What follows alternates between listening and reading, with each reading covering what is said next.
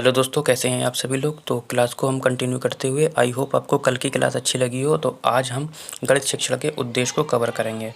ठीक है, बाकी क्लास की पीडीएफ आपको क्लास ख़त्म होने के बाद ही, यानी कि पूरा जब सिलेबस हो जाएगा इसका, तभी पीडीएफ आपको एक सी चैप्टर 1 की मिल जाएगी। फ़िलहाल हम क्लास को शुरू कर रहे हैं। तो गणित क्या है हमने ये देख लिया था।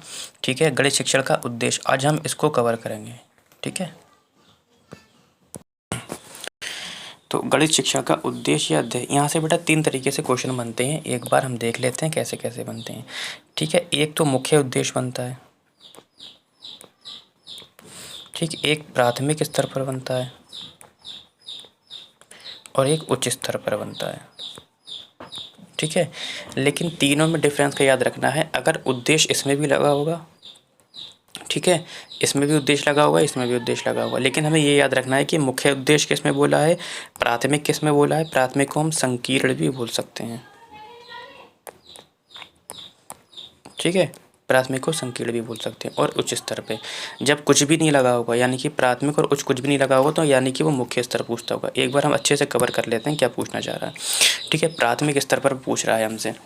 अभी जो हमारा पहला है वो लिखा है यहाँ पे कि प्राथमिक यानी कि संकीर्ण स्तर पर उद्देश्य क्या क्या होता है, यानी कि संख्या संबंधी कौशल, गणितीय संक्रिया का विकास, मापतोल की इकाई, मूर्त से अमूर्त धारणा का विकास। ये आपको याद करना है। क्यों? क्योंकि सीधे सीधे क्वेश्चन बनते हैं कि प्राथमिक स्तर पर गणित शिक्षण का संकीर्ण या प्राथमिक उद्देश्य कौन सा नहीं है या कौन सा है।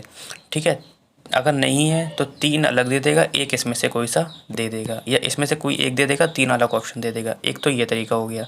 दूसरा, इसे एक बार समझ लेते हैं कि संख्या प्राथमिक स्तर पर संख्या संबंधी कौशल का मतलब होता है, यानी कि आपने देखा होगा प्राथमिक स्तर पर, यानी कि आप बीएड या बीटीसी जो भी किया है तो उसमें ट्रेनिंग भी होती है। आपने देखा होगा कि प्राथमिक स्तर पर संख्या संबंधी कौशल चीज़ें पढ़ाई जाती हैं, यानी कि संख्या के बारे में, जिससे उससे जुड़ी हुई जितनी भी चीज़ें होती हैं, जैसे कि नेचुरल नंबर हो गए, आपके होल नंबर हो गए, इवन नंबर हो गए, ऑड नंबर हो गए, यानी कि प्राकृतिक संख्याएं हो गई आपकी, है ना। बाकी जो आपका इसको संख्या संबंधी कौशल में हम क्या क्या पढ़ते हैं, संख्या बता देना, 2 संख्या का निर्माण कर देना, या विस्तारित करके लिख देना। कैसे करके, जैसे 365 लिखा है तो हमने लिख दिया इस तरीके से, विस्तारित करके लिख दिया, या विस्तार करके लिखा हुआ है इसको हमने क्या कर दिया, संकुचित करके लिख दिया। इस तरीके से संख्या संबंधी कौशल में ये सब चीज़ें आ जाती हैं। बाकी गणितीय संक्रिया का विकास, गणितीय संक्रिया में आपके 4 आधारभूत कौशल होते हैं, जिसमें जोड़, घटाव, गुणा और भाग, ये 4 आधारभूत कौशल होते हैं जिसमें बच्चों को सिखाए जाते हैं। आपने देखा होगा प्राथमिक स्तर पर ये सिखाए जाते हैं। ठीक है, फिर मापतोल की इकाई आ जाती है गणित शिक्षण पर। प्राथमिक स्तर पर मापतोल की इकाई का मतलब सिर्फ माप तोलने से नहीं है, जैसे कि मीटर को सेंटीमीटर में, किलोमीटर को मीटर में बदल देना, रुपए को पैसे में बदल देना, पैसे को रुपए में बदल देना, या कोई एक लाइन सेगमेंट खींच दी, स्केल से इसको मेज़र करके उसकी यहाँ पे लेंथ लिखना, या कोई एक इस तरीके से घर बना दिया, इसमें पूछ लिया कि इसमें से तिरछी लाइनें की लंबाई कितनी है ना। इस तरीके से इन सब की लंबाई को बच्चा क्या करता है, यहाँ पे मापता है और उसके आगे उसको लिखता है। ठीक है, नेक्स्ट है कि मूर्त से अमूर्त धारणा का विकास। मूर्त मैंने अभी बताया, पहले भी जो सीडीपी में भी बता चुका हूँ कि मूर्त का मतलब होता है जो दिखे, यानी कि प्राथमिक स्तर पे आप ये नहीं कह सकते कि माना 1 किलो आम X रुपए के हैं, क्योंकि प्राथमिक स्तर पर बच्चा ये अभी नहीं समझ पाएगा। मैंने आपको बताया था जब आपको विकास की अवस्थाएं बताई थी। ठीक है, तो बच्चा जो है अभी प्राथमिक स्तर पर क्या है ये अभी नहीं समझ पाएगा। जैसे जैसे वो बाल्यावस्था की चौराग्यावस्था की ओर बढ़ेगा तब वो समझ पाता है कि हाँ, कि माना इसकी उम्र, यहाँ की माना कि समीर की उम्र X है, तब वो समझ पाता है। यानी कि पहले आप कक्षा में क्या करेंगे, बच्चे को मूर्त चीज़ें सिखाएंगे, उसके बाद अमूर्तता तक ले जाएंगे। डायरेक्ट आप अमूर्त तक नहीं ले जा सकते। ठीक है, तो ये तो आपके हो गए प्राथमिक स्तर पर। आगे बढ़ते हैं। नेक्स्ट टॉपिक है आपका उच्च स्तर पर उद्देश्य। ठीक है, अब यहाँ पर जब बोलेगा तो यहाँ पे उच्च स्तर लगा देगा। ठीक है, तो उच्च स्तर का उद्देश्य में हम पढ़ लेते हैं। पहले तो हमें इन 4 पॉइंटों को याद करना पड़ेगा, क्योंकि डायरेक्ट यहाँ से क्वेश्चन बन जाता है। ठीक है, अमूर्त से मूर्त धारणा, विश्लेषणात्मक योग्यता को पोषित करना, समस्या समाधान कौशल और परिकलन संबंधी कौशल का विकास करना। ठीक है, अब एक एक करके इसको समझ भी लेते हैं। अमूर्त से मूर्त का मतलब अभी मैंने पिछले ही बार में बताया टॉपिक में कि मूर्त का मतलब होता है, पहले आप उदाहरण बच्चों को देखकर पढ़ाइए, उसके बाद अनदेखा पढ़ाइए।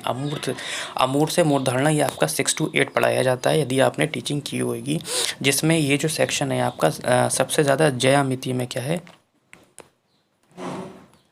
ज्यामिति में इसका इस्तेमाल किया जाता है किसमें, जैसे कि प्रमेय हो गई आपकी, है ना, या निर्मेय हो गई आपकी। प्रमेय और निर्मेय में इसका इस्तेमाल क्या है, किया जाता है, क्योंकि प्रमेय को उसकी जो अवधारणाएं होती हैं वो छुपी हुई होती हैं, उसको निकाल कर क्या किया जाता है, प्रूफ किया जाता है। तो सबसे ज़्यादा इस्तेमाल इसका ज्यामिति में ही किया जाता है। ठीक है, उसके बाद विश्लेषणात्मक योग्यता को पोषित करना। विश्लेषणात्मक का मतलब होता है किसी भी कठिन शब्द या किसी भी कठिन चीज़ को छोटे छोटे टुकड़ों में क्या कर देना, विभाजित कर देना। ठीक है, क्योंकि बड़ी बड़ी जो समस्याएं होती हैं उनको छोटे छोटे में क्या कर देना, डिवाइड तोड़ देना। और ये केवल उच्च स्तर पर ही कर सकता है, क्योंकि प्राथमिक स्तर पर तर्क नहीं कर पाता है आपका। ठीक है, ये दोनों पॉइंट क्लियर हो चुके हैं आपके। बाकी जो क्वेश्चन कैसे बनेंगे अभी मैं आप लोगों को इसमें बता दूंगा। नेक्स्ट है आपका समस्या समाधान कौशल। अब क्या होता है, उच्च स्तर पर बच्चा क्या है, किसी भी चीज़ का जो है समाधान करने पे कुव्वत हासिल कर लेता है। कैसे करके, क्योंकि क्या होता है कि प्राथमिक स्तर पर वो तर्क नहीं कर पाता है, क्योंकि उच्च स्तर पर वो तर्क कर लेता है। तो कोई भी समस्या अब वो क्या है, क्या कर सकता है, इसको सॉल्यूशन कर सकता है। ठीक है, बाकी परिकलन संबंधी, तो ये इम्पोर्टेंट है आपका, इसे एक बार समझ लेते हैं। देखो, परिकलन का मतलब होता है कि गणनाओं में निपुण हो जाना। ठीक है, क्योंकि प्राथमिक स्तर पर हम बच्चे को, हमारा उद्देश्य जो पढ़ाने का होता है वो गणना में निपुण करना नहीं होता है, लेकिन उच्च स्तर पर क्या है, गणनाओं में निपुण। अब बच्चा क्या होता है कि यहाँ पे 2 डिजिट हो गया आपका या 3 डिजिट हो गया, मल्टीप्लाई या डिवीज़न भी क्या होता है, सीख लेता है, क्योंकि प्लस माइनस भी वो सीख चुका होता है। अब वो क्या है, परिकलन यानी कि गणनाओं में क्या होता है, पूरी तरीके से क्या हो जाता है, निपुण हो जाता है। लेकिन प्राथमिक स्तर पर हम ये चीज़ें नहीं सिखाते हैं, क्योंकि प्राथमिक स्तर पर हम डिजिट सिखाते हैं, नंबर्स नेम लिखना सिखाते हैं, है ना। और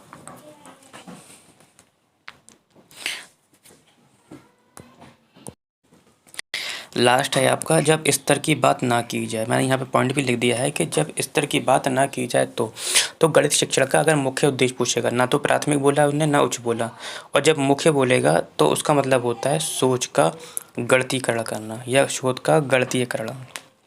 ठीक है, किसका, छात्र एवं छात्राओं के सोच का क्या है, गणितीकरण करना है। क्या करना है, गणितीकरण करना है। अब सोच का गणितीकरण करना है, इसको अच्छे से समझ लेते हैं। देखो, एक बार इसके बारे में समझ लेते हैं कि सोच का गणितीकरण होता क्या है। यानी कि अमूर्तन का संचलन अपने तार्किक क्षमता का प्रयोग कर ठोस निष्कर्ष तक पहुंचना। अमूर्तन का मतलब होता है जो छुपा हुआ हो, और छिपे हुए चीज़ को अपने तर्क के अनुसार यानी कि अपने तार्किक क्षमता का इस्तेमाल करके उस निष्कर्ष तक पहुँचना। इसी को ही हम क्या बोलते हैं, सोच का गणितीकरण बोलते हैं। ठीक है, इसको एक एग्जाम्पल के तौर पे मैं आपको समझाने की कोशिश करता हूँ। यानी कि छिपी हुई बातों को जान लेना अपने तर्क के माध्यम से। ठीक है, या इसे हम ऐसे भी समझ सकते हैं, यानी कि मैंने आपसे कुछ बोला और मेरे सेंस में कुछ बातें जो हैं छिपी हुई हैं, लेकिन मैं उसे बोलूँ ना और आप समझ जाएं अपने तार्किक क्षमता के अनुसार, तो इसे ही हम सोच का गणितीकरण बोलते हैं। इसे एक एग्जाम्पल के माध्यम से समझेंगे तो ज़्यादा समझ में आएगा। एक एग्जाम्पल और समझते हैं। जैसा कि मैंने आपसे कहा कि आज मैं सिनेमा हॉल जाऊंगा, केवल मैंने इतने ही शब्द बोले हैं, अल्फाज यानी कि इतनी ही लाइन बोली है, और सामने वाला यानी कि आप लोग समझ गए कि अच्छा कि सर आज जो है मूवी देखने जाएंगे। समझ गए, यानी कि अपनी तार्किक क्षमता के अनुसार आपने क्या कर लिया, सोच का गणितीकरण कर लिया। ठीक है, देखो, जैसा कि मैंने पूछा कि 5 पेंसिल का कीमत 10 रुपये है।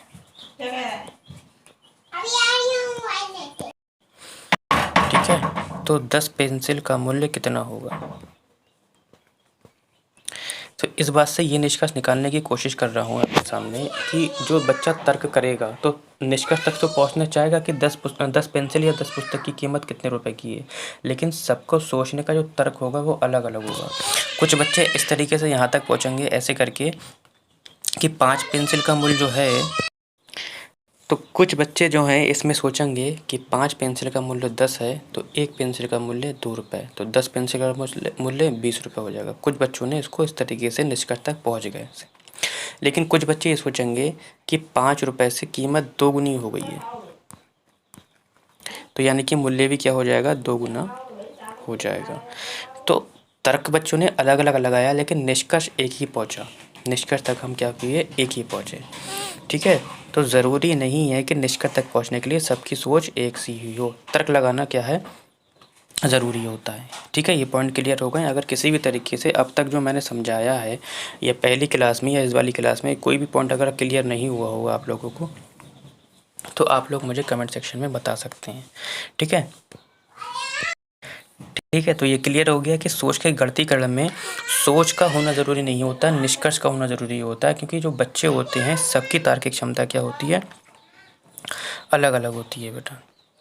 ठीक है बेटा, ये क्लियर हो चुका है आपका, बाकी आपके तीनों पॉइंट क्लियर हो चुके हैं और आज की क्लास को हम यही विराम देते हैं। ठीक है, तो हमारे तीनों उद्देश्य कंप्लीट हो चुके हैं। तो अब हम इससे बनने वाले एक बार क्वेश्चन देख लेते हैं कि एग्ज़ाम में तीनों उद्देश्यों से क्वेश्चन किस तरीके से पूछे जाते हैं। ठीक है, एक बार हम क्वेश्चन भी कर लेते हैं।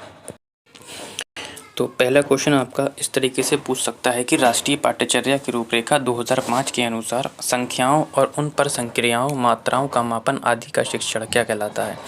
ठीक है, मैंने आपको प्राथमिक जो उद्देश्य कराया था प्राथमिक स्तर पर, उसमें मैंने बताया था संख्या संबंधी कौशल, मापतोल की इकाई। ठीक है, तो ये हमारा वही दिख रहा है, संख्याओं और उन पर संक्रियाओं, मात्राओं आदि का मापन क्या कहलाता है। तो सिंपल सी बात है, ये प्राथमिक स्तर पर ही हमसे पूछ रहा है। ठीक है, तो इस तरीके से आपको क्वेश्चन मिलने वाले हैं। कहता है गणित शिक्षण के उच्च उद्देश्य, देखो उच्च उद्देश्य को पूरा नहीं करता है हमारा ये। ठीक है, कहता है बच्चे की चिंतन प्रक्रिया में गणितीयकरण करना, देखो सोच का गणितीयकरण या चिंतनकरण ये हमारा मुख्य उद्देश्य था। गणित का कैसा था, मुख्य उद्देश्य था। ठीक, ये भी नहीं होगा। कह रहा है महत्वपूर्ण गणित शिव, ये मिसप्रिंट हो गया है, महत्वपूर्ण गणित शिक्षण उद्देश्य को पूरा करता है। ठीक है, ये भी नहीं होगा। हमारा होगा ऑप्शन नंबर डी, गणित शिक्षण के संकीर्ण उद्देश्य को। मैंने बताया था कि प्राथमिक को ही हम क्या बोलते हैं, संकीर्ण बोलते हैं। ठीक है बेटा, तो ये संकीर्ण उद्देश्य को क्या करता है, पूरा करता है। तो आपको इस तरीके से क्वेश्चन वहाँ पर मिलेंगे। ठीक है, और क्वेश्चन भी कर लेते हैं, और भी हैं। देखो इस टाइप के भी क्वेश्चन बनेंगे कि एनसीएफ 2005 के अनुसार विद्यालयों में गणित शिक्षण का एक मुख्य उद्देश्य पूछ रहा है। देखो अब हमसे पूछ रहा है मुख्य उद्देश्य, और मैंने आपको बताया था मुख्य उद्देश्य का मतलब होता है कि सोच का गणितीयकरण करना। ठीक, गणितीयकरण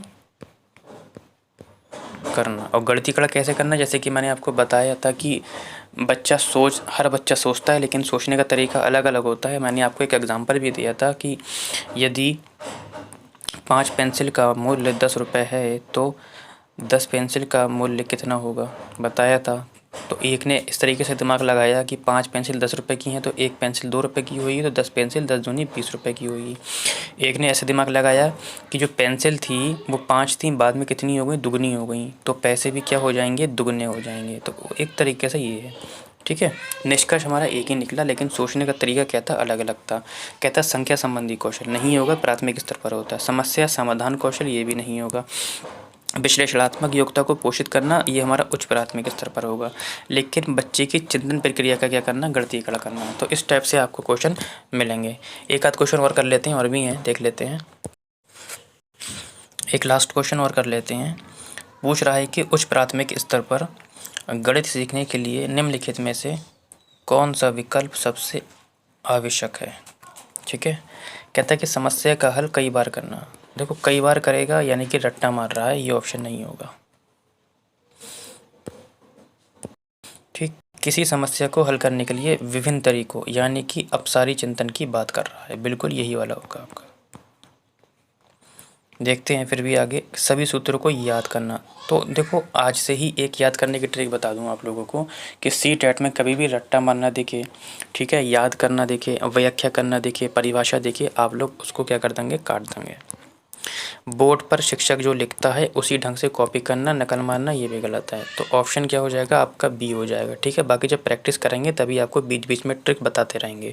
अभी फ़िलहाल थ्योरी चल रही है तो उसके अकॉर्डिंग ही कराएंगे। फ़िलहाल आज हम विराम देते हैं यहीं पर ही, बाकी क्लास को आप शेयर करेंगे, और कल जो हमारा न्यू टॉपिक होगा वो नेचर ऑफ मैथमेटिक्स को हम कवर करेंगे। ठीक है।